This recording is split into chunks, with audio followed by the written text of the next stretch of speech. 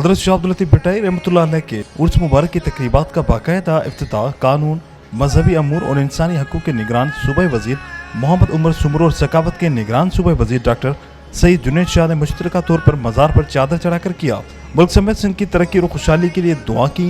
दरगाह के सैन में शाह साईं के फ़कीरों से वाई सुनी और मुस्तहिक औरतों में कपड़े और तोहफ़े तकसीम किए। इस मौके पर मीडिया से गुफ्तगू करते हुए सकाफत के निगरान सूबाई वज़ीर डॉक्टर जुनैद शाह ने कहा कि महकमा सकाफत की कोशिश है कि शाह साईं के कलाम को कौमी निसाब में शामिल कराया जाए ताकि उनका आफाकी पैगाम हमारे बच्चों तक पहुँच सके और आने वाली नस्लें प्यार, मोहब्बत और रवादारी के साथ ज़िंदगी बसर कर सकें।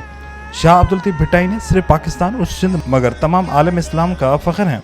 शाह साईं के पैगाम में इंसानियत से प्यार और मोहब्बत का दर्स मिलता है। शाह साईं रोमी से ज़्यादा मुतासिर थे।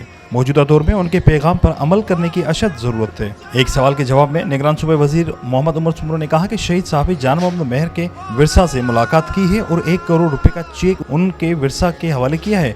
बाद निगरान सूबाई वज़ीर ने महकमा सकाफत की जानिब से शाहजो बाग में कायम किए गए सकाफती गोट का भी इफ्तिताह किया, जहाँ पर रिवायती ढोल और शहनाइयों की गूंज में उनका इस्तकबाल किया गया। सकाफती गोट में अजरक टोपी, लुंगी, कांची, झंडी, दम्बूरो के अलावा मुख्तलिफ किताब घरों की जानिब से किताबों के स्टॉल भी लगाए गए हैं।